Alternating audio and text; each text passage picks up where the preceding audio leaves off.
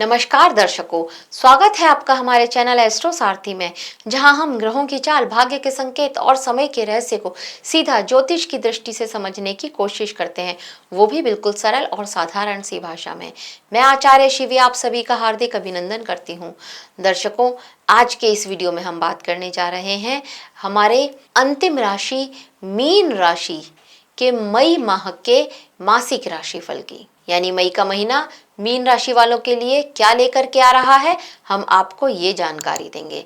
लेकिन उससे पहले अगर आपने हमारे चैनल एस्ट्रो सारथी को सब्सक्राइब नहीं किया है तो तुरंत सब्सक्राइब कीजिए, ताकि ज्योतिष से जुड़ी हुई सारी महत्वपूर्ण जानकारियां आप तक सही समय पर पहुंच सके। तो चलिए आगे बढ़ते हैं और जानते हैं कि ग्रहों की क्या स्थिति रहने वाली है, ग्रहों का क्या गोचर होने वाला है मई माह में मीन राशि के लिए। देखिए, आपकी राशि के स्वामी होते हैं गुरुदेव, जो आपकी राशि के स्वामी हैं और आपके दशम भाव के भी स्वामी हैं। और यह गुरुदेव यहाँ पर आपके चतुर्थ भाव में मिथुन राशि में रहने वाले हैं। और अच्छी बात यह है कि ये अपने ही नक्षत्र पुनर्वसु नक्षत्र में है। मंगल ग्रह की स्थिति को देख लेते हैं। मंगल ग्रह जो कि बैठे हुए हैं आपकी ही राशि में शुरुआत में, और 11 तारीख को गोचर करेंगे और मेष राशि में आ जाएंगे। ये मंगल ग्रह आपके धन भाव और आपके भाग्य भाव के स्वामी होते हैं। बुध ग्रह की स्थिति देखें तो बुध ग्रह जो आपकी चतुर्थ भाव और आपके सप्तम भाव के स्वामी होते हैं, ये शुरुआत में रहने वाले हैं आपके धन भाव में। इसके बाद ये गोचर करेंगे और आपके तृतीय भाव, जो हमारा मेहनत का भाव होता है, वहां पर आ जाएंगे। ये वृषभ राशि में आ जाएंगे और उसके बाद ये मिथुन राशि में जाएंगे। ये 15 को वृषभ राशि में आएंगे और 29 को मिथुन राशि में, यानी कि आपके चतुर्थ भाव में आ जाएंगे, जहां पर ये भद्र महापुरुष नाम का एक योग बनाएंगे, आपके लिए राजयोग बनाएंगे। लेकिन ये माह के अंत में होगा। अब अगर शुक्र ग्रह की स्थिति को देख लें तो शुक्र ग्रह जो कि आपके अष्टम भाव के स्वामी होते हैं और आपके तृतीय भाव के स्वामी होते हैं, और ये शुक्र ग्रह यहाँ शुरुआत में रहने वाले हैं आपके तीसरे भाव में। इसके बाद 14 तारीख को गोचर करेंगे और ये मिथुन राशि में आ जाएंगे आपके चतुर्थ भाव में। शनि ग्रह की स्थिति कुछ ये होगी कि शनि ग्रह यहाँ पर मीन राशि में रहने वाले हैं और 17 तारीख को इनका नक्षत्र परिवर्तन होगा और ये रेवती नक्षत्र में गोचर करेंगे। शनि ग्रह यहाँ पर आपके लिए आपके लाभ भाव के स्वामी होते हैं और आपके 12वें भाव, जो व्यय का भाव होता है, उसके स्वामी होते हैं। राहु ग्रह की स्थिति देख लेते हैं। राहु ग्रह आपके 12वें भाव में बैठे हुए हैं कुंभ राशि में, और केतु ग्रह आपके 6ठे भाव में बैठे हुए हैं सिंह राशि में। सूर्य ग्रह की स्थिति को भी देख लेते हैं। सूर्य ग्रह आपके दूसरे भाव में बैठे हुए हैं मेष राशि में, जहां पर ये उच्च के होते हैं, और इसके बाद ये वृषभ राशि में आ जाएंगे 15 तारीख को गोचर करके, और ये आपके तीसरे भाव में आ जाएंगे। ये रही ग्रहों की स्थिति। यहाँ पर आपके लिए काल सर्प दोष भी बन रहा है, और अब ये काल सर्प दोष मई के महीने में क्या लेकर के आ रहा है आपके लिए, उस पर भी एक नजर डाल लेते हैं। तो देखिए मीन राशि वालों, इस समय जो आपकी कुंडली में ग्रहों की स्थिति है, क्योंकि राहु जो आपके द्वादश भाव में बैठे हुए हैं और केतु जो कि आपके 6ठे भाव में बैठे हुए हैं, इससे आपके जीवन के अंदरूनी और बाहरी पक्ष में बहुत ज़्यादा यहाँ पर आप देखेंगे कि प्रभावित होते हुए नजर आएंगे। शनि लग्न में है और जब ये रेवती नक्षत्र में आ जाएंगे तब आप देखेंगे कि आपको गंभीर, जिम्मेदार और भीतर से परिपक्व बनाएंगे। पहले आपके कामों में रुकावटें भी आ रही थी और आपके सारे काम थोड़ा डिले हो रहे थे, आप थोड़ा देर से निर्णय ले पा रहे थे, ये स्थिति यहाँ पर थी। पर अब आप ये देखेंगे कि आप जो भी डिसीजन लेंगे, डिले तो होगा लेकिन वो डिसीजन अब आपके सही पड़ेंगे, ये स्थिति आएगी। आप जो भी डिसीजन अब लेंगे वो एकदम सही डायरेक्शन में होंगे, ये स्थिति यहाँ पर बनेगी। मंगल जब ये लग्न से संबंध बनाएंगे तब धन की स्थिति पहले से बढ़कर के होगी, आपका आत्मविश्वास भी बढ़ेगा और ऊर्जा भी आपके अंदर होगी। और जब ये आय भाव में जाएंगे तो देखेंगे कि सेविंग आपकी बढ़ेगी यहाँ पर, और उसके साथ साथ वाणी को भी तीक्ष्ण बनाएंगे यह मंगल आपके लिए। सूर्य और बुध जब ये धन भाव से पराक्रम भाव में आपके लिए जाएंगे तब यहाँ पर आपके लिए स्थिति कुछ ये होगी कि आप जो है साहसी, थोड़ा कम्युनिकेशन आप करेंगे, लोगों से बातचीत करेंगे और उसका बातचीत का आप तो को फायदा भी होगा और आपकी मेहनत सही डायरेक्शन में होगी, इस तरह के योग यहाँ पर बनेंगे। शुक्र तीसरे से जब चौथे भाव में आएंगे तो परिवार, सुख और भावनात्मक स्थिरता की तरफ आपका ध्यान जाए, परिवार को लेकर के ये यहाँ पर होगा। गुरु सुख भाव में बैठेंगे तो घर, परिवार, वाहन और मानसिक शांति को मजबूती देंगे। प्रमोशन के चांसेस भी बनाएंगे। जॉब ढूंढ रहे थे तो जॉब के योग भी यहाँ पर आपके लिए बनते हुए नजर आएंगे। आपके लिए जो एक का शेष नाग नाम का काल सर्प दोष बन रहा है, राहु आपके द्वादश भाव में और केतु आपके छठे भाव में, तो ये शेषनाग नाम का एक काल सर्प दोष आपके लिए बना रहे हैं और इस कारण जो है आपके खर्चों में वृद्धि होगी। विदेश से जुड़ी हुई आपकी परिस्थितियां या मानसिक एकांत की भावना यहाँ पर आपके लिए बढ़ती हुई नजर आ रही है। आपको कहीं ना कहीं अब आपके मन में ये है कि अब मुझे थोड़ा शांति चाहिए, थोड़ा सुकून चाहिए, मैं कहीं अकेले बैठ करके कुछ अपने बारे में या कुछ शांत बैठना चाहता हूँ, कुछ अपने बारे में सोचना चाहता हूँ, नहीं तो मैं शांत बैठना चाहता हूँ। अब आपके लिए ये स्थिति यहाँ पर बनती हुई नजर आएगी इस काल सर्प दोष के प्रभाव से।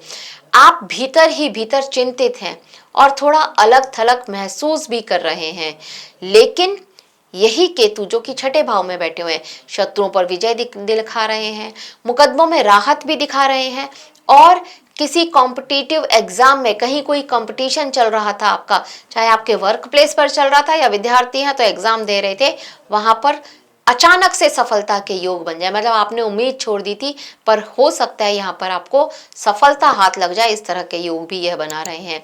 ये स्थिति जो है व्यक्ति को ना आध्यात्मिक चिंतन, साधना और आत्मविश्लेषण की ओर ले जाती है और यही अब ये काल सर्प दोष आपके लिए करेगा। धैर्य अनुशासन को बनाए रखें आप। जब आप धैर्य और अनुशासन को बनाए रखेंगे तो ये योग आपको भीतर से मजबूती भी देगा। परिवर्तन के साथ साथ आपके अंदर एक मजबूती आएगी, ये खुद आप महसूस करेंगे माह के अंत तक। अब आपके जीवन के विभिन्न पहलुओं पर क्या असर डालेगा यह, इसको भी देख लेते हैं। देखिए, करियर की यहाँ पर सबसे पहले बात करते हैं तो शनि जब लग्न में है तो आपको जिम्मेदार और अनुशासित बना रहे हैं। यह शनि शुरुआत में दबाव भी है, आत्मसंदेह भी है, लेकिन धीरे धीरे एक मजबूत स्थिति यहाँ पर बनती हुई नजर आ रही है। सूर्य जब तीसरे भाव में यहाँ पर आएंगे तो आत्मविश्वास और नेतृत्व आपका बढ़ेगा और इसका आप सीधा सीधा लाभ देखेंगे, इसका सीधा सीधा फायदा आपके परफॉर्मेंस पर पड़ेगा आपके वर्क प्लेस में। बुध मेहनत के भाव में आएंगे तो यहाँ पर कार्य क्षमता देखेंगे, उसमें एक अलग आपकी क्रिएटिविटी होगी, वो कार्य क्षमता आपकी और ज्यादा बढ़ेगी। कुछ एक्स्ट्रा आप इस तरह के प्रयोग करेंगे और वो सारे प्रयोगों का सफल हो, उनका कुछ फायदा मिले आपको, इस तरह के योग बनेंगे। मतलब पद प्रतिष्ठा में भी वृद्धि यहाँ पर संभव होती हुई नजर आ रही है। अब अगर आप व्यापारी हैं तो देख लेते हैं। देखिए, व्यवसाय के हिसाब से देखा जाए तो राहु जो कि 12वें भाव में है, ये विदेशों से संपर्क अगर आपका है या विदेश से रिलेटेड कोई व्यापार है, इंपोर्ट एक्सपोर्ट का काम करते हैं या फिर ऑनलाइन का कार्य, कुछ ऐसा कार्य करते हैं जो ऑनलाइन है, जिसमें आपको सिर्फ फोन पर बात करनी है, ऑनलाइन इस तरह से कोई काम है, तो यहाँ पर ये आपके लिए कुछ अच्छे लाभ के योग बना रहे हैं।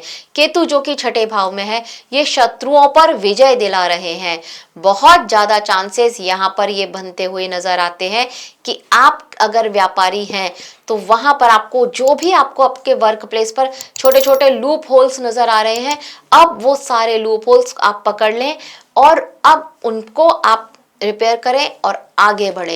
ये लूपहोल्स कुछ भी हो सकते हैं कि आपके जो वर्कर्स हैं, आपका स्टाफ है, उसमें से कौन ठीक से काम नहीं कर रहा है, कौन काम कर रहा है, ये स्थिति भी यहाँ पर होती हुई नजर आ रही है। तो अब वो सारे के सारे आपकी नजर में आएंगे और आप उनसे अपना सही काम कराएं, ठीक काम कराएं, ये स्थिति यहाँ पर होगी। आपका जो स्टाफ है अब वो सही लाइन पर चले, ये स्थिति यहाँ पर होगी।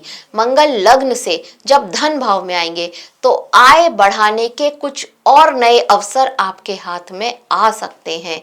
कुछ नए कॉन्टैक्ट आपको मिलेंगे, कुछ नए प्रोजेक्ट्स आपकी लाइफ में आ सकते हैं। साझेदारी में सावधानी रखें क्योंकि वहां पर से एक थोड़ा सा धोखा मिले, ये स्थिति यहाँ पर हो सकती है। कोई आपका स्टाफ आपको धोखा दे दे, ये स्थिति भी यहाँ पर बनती हुई नजर आ रही है। तो सोच समझ करके आपको निवेश भी करना चाहिए, क्योंकि व्यापार को आप एक्सपेंड करेंगे, लेकिन अगर डिसीजन थोड़ा सा भी आपने इधर उधर ले लिया तो नुकसान के चांसेस भी बढ़ सकते हैं। तो सोच समझ करके डिसीजन लीजिएगा, मतलब पहले थोड़ी सी प्लानिंग कर लीजिए और फिर डिसाइड कीजिए। अब अगर आपकी लव लाइफ की बात करी जाए तो देखिए, प्रेम जीवन में जब शुक्र आपके तीसरे भाव में है तो यहाँ पर यह स्थिति होगी कि आप अपने पार्टनर के साथ में, जिनके साथ आप पहले से ही लव प्रेम संबंधों में हैं, तो वहाँ पर एक अच्छा संवाद आप उनके साथ करें, मीठी मीठी बातें करें, रोमांटिक बातें करें। इस तरह के योग यहाँ पर बन रहे हैं। प्रेम में वृद्धि होती हुई यहाँ पर नजर आ रही है। और इसके बाद जब यह शुक्र आपके लिए आपके चौथे भाव में आ जाएंगे, तब आप कि उनके लिए फीलिंग्स और ज़्यादा गहरी हो जाए, ये स्थिति होगी। रिश्तों में और अपनापन आप महसूस करें, ये स्थिति यहाँ पर होती हुई नज़र आ रही है। अगर आप सिंगल हैं तो बहुत ज़्यादा चांसेस हैं कि किसी के साथ आपकी बातचीत शुरू हो और बातचीत से ही वो बंदा आपको इतना पसंद आने लगे कि आप उससे अब मिलने के योग बनाएं, मिलने का डिसीज़न ले लें। इस तरह की स्थिति यहाँ पर बनती हुई नज़र आ सकती है।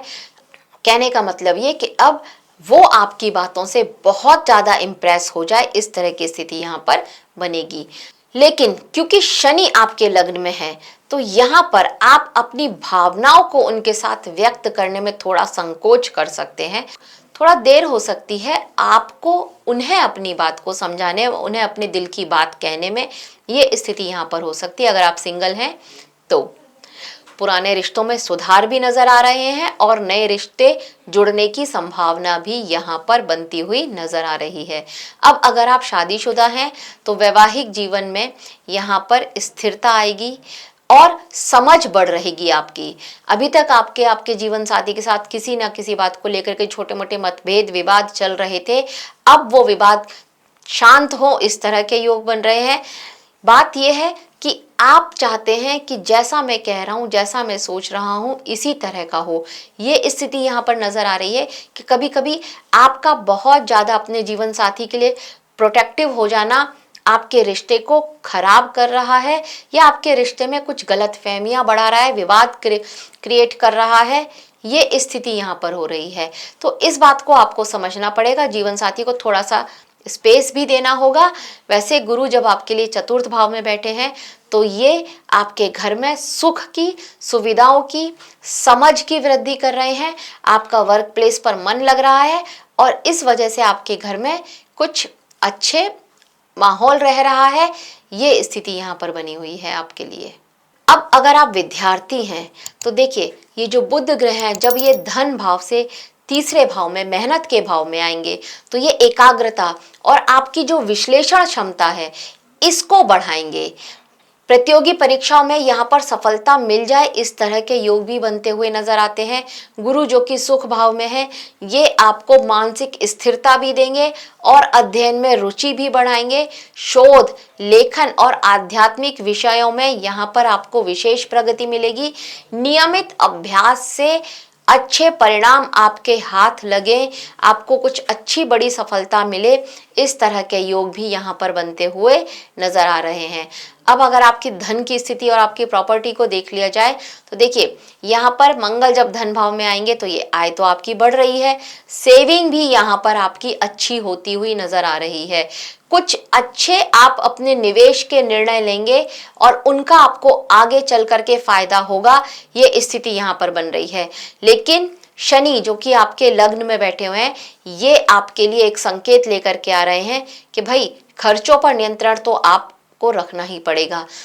जल्दबाजी में नहीं तो जल्दबाजी में कुछ गलत निर्णय आपसे हो जाए, इस तरह के योग यहाँ पर बनते हुए नजर आ रहे हैं। संपत्ति से जुड़े जो आपके फैसले हैं वो धीरे धीरे करके, संपत्ति से जुड़े हुए जितने भी मामले हैं वो धीरे धीरे करके आगे बढ़ेंगे और इस वजह से एक चिड़चिड़ाहट आपके अंदर रह सकती है। जल्दबाजी में डिसीजन बिल्कुल ना लें, धीरे धीरे आगे बढ़ रहे हैं उन्हें बढ़ने दें, नहीं तो किसी तरह का नुकसान हो सकता है, कुछ गलत प्रॉपर्टी आपके हाथ लग सकती है। वैसे गुरु जब चतुर्थ भाव में है तो ये घर, वाहन और भूमि संबंधी कुछ लाभ के संकेत दे रहे हैं। कोई प्रॉपर्टी सेल करना चाहते थे, आपके मनचाहे दामों में वो सेल हो सकती है। इस तरह की स्थिति यहाँ पर है।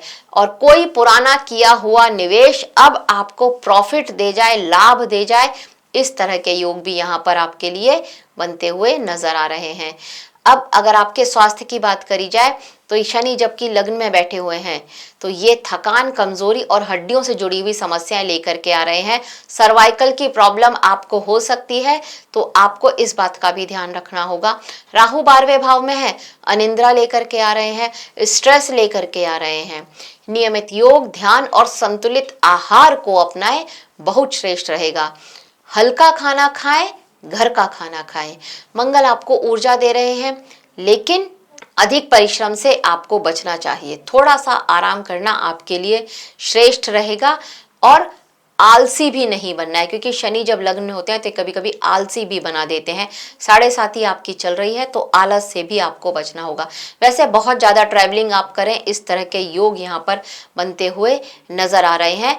तो जब भी ट्रैवल करें, खाने पर अपने थोड़ा सा ध्यान दीजिएगा कि आप क्या खा रहे हैं। अब अगर हम उपाय की बात करें तो शनिवार के दिन अगर आप सरसों के तेल का दीपक मंदिर में जलाते हैं या शनि मंदिर में जला के आते हैं या पीपल के पेड़ के नीचे जलाते हैं तो बहुत श्रेष्ठ रहेगा। सूर्योदय से पहले या सूर्यास्त के बाद। जब भी मैं आपको सरसों के तेल का दीपक पीपल के पेड़ के नीचे जलाने के लिए सलाह देती हूँ, ये उपाय मैं बताती हूँ, तो हमेशा आपको ध्यान रखना चाहिए कि ये सूर्योदय से पहले जलाएं या सूर्यास्त के बाद जलाएं। और वहां पर बैठ करके अगर आप ओम राम राहवे नमः इस मंत्र का जाप करते हैं, श्रद्धा आपकी अपनी है, 11, 21, 51 या 108 बार, तो बहुत श्रेष्ठ रहेगा आपके लिए। ओम नमः शिवाय मंत्र से अगर आप अपने दिन की शुरुआत करते हैं तो और भी ज्यादा आपके लिए उत्तम रहेगा ये मई का महीना। तो मीन राशि वालों, याद रखिए कि यह समय आपको कमजोर करने के लिए नहीं है, बल्कि भीतर से मजबूत बनाने के लिए आया है। एकांत को कमजोरी ना समझें बिल्कुल भी, और यह आपकी आध्यात्मिक शक्ति बन सकता है। धैर्य विश्वास बनाए रखें, सफलता और शांति आपके कदम अवश्य ही चूमेगी। दर्शकों, वीडियो को लाइक करें, शेयर करें और हमारे चैनल एस्ट्रो सारथी को सब्सक्राइब करें, और सब्सक्राइब करके बेल आइकन को दबाना बिल्कुल ना भूलें, क्योंकि अगली भविष्यवाणी हो सकता है आपके जीवन का एक नया चैप्टर, एक नया मोड़ खोल दे। धन्यवाद।